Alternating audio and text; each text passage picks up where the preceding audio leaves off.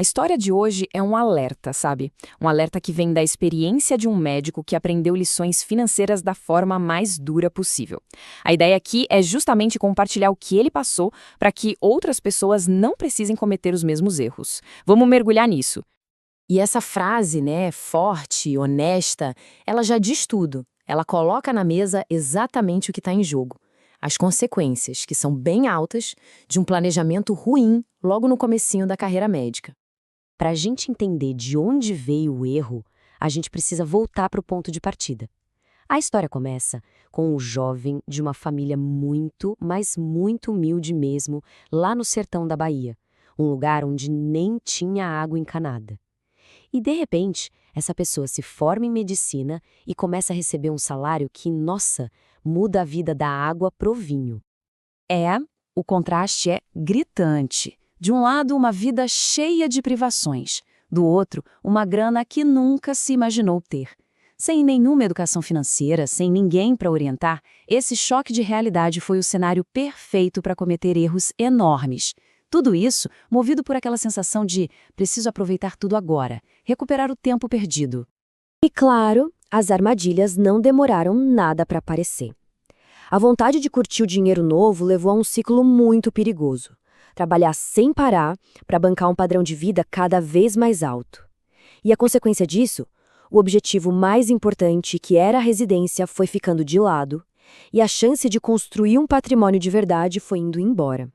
O problema é que as consequências desses primeiros passos não foram só no bolso, sabe? O preço mais alto, na verdade, foi pago com tempo. E tempo é uma coisa que não dá para recuperar. E, claro, com uma dificuldade gigantesca para consertar o rumo da carreira depois.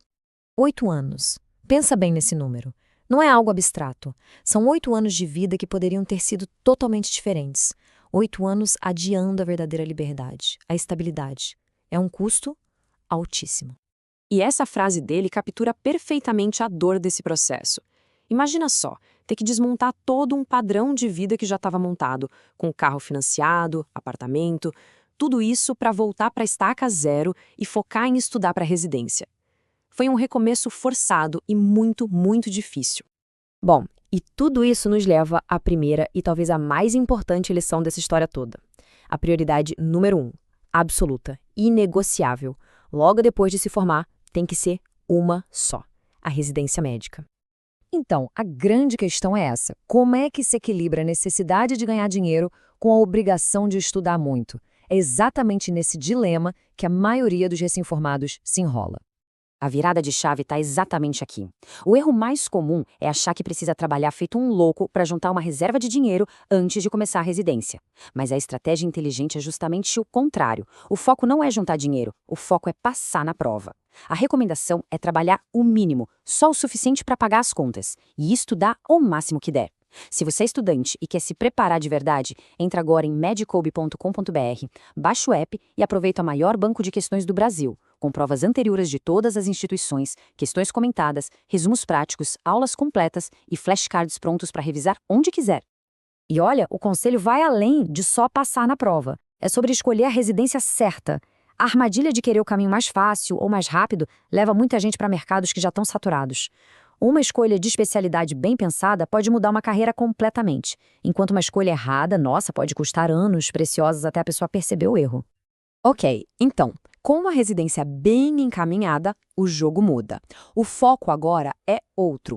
O princípio fundamental para ter sucesso no longo prazo não é sobre o quanto se ganha por mês, mas sim sobre o que se constrói, o patrimônio. E aqui está a regra de ouro, a filosofia central disso tudo. O padrão de vida tem que ser baseado no patrimônio, não na renda. Aquele sentimento de, eu trabalhei tanto, eu mereço, é uma armadilha perigosa se não for bancado pela capacidade real de pagar. O verdadeiro merecer é poder comprar algo sem ter que sacrificar o futuro financeiro para isso. A progressão ideal, então, fica bem clara. Cada fase tem um objetivo. Primeiro, foco total na formação, na residência. Depois, vem a construção de patrimônio com muita disciplina. E só então, quando a base já está bem sólida, é que chega a hora de realizar os grandes sonhos, como o carro, a casa, mas de um jeito seguro, planejado. Agora, para fechar, vamos juntar tudo isso num roteiro prático, um passo a passo para quem quer ter liberdade financeira e não cair nessas armadilhas. Resumindo, então, os 4 passos essenciais são: primeiro, foco total na residência, é prioridade 0. Segundo, a prioridade passa a ser construir patrimônio, vivendo com menos do que se ganha. O terceiro passo é adiar as grandes compras, o carro dos sonhos, a casa, até ter condição de fazer isso de forma inteligente, sem se endividar. E por último, um ponto que é fundamental: ter certeza de que a pessoa que está ao seu lado compartilha dessa mesma visão de futuro. E a gente termina com essa reflexão, que serve para todo mundo. As escolhas que são feitas hoje, no começo da jornada, é que vão definir se o futuro vai ser de liberdade ou de uma prisão financeira. Parar para pensar nesses passos pode ser a diferença entre uma vida de dívidas e uma vida de tranquilidade e realização de verdade.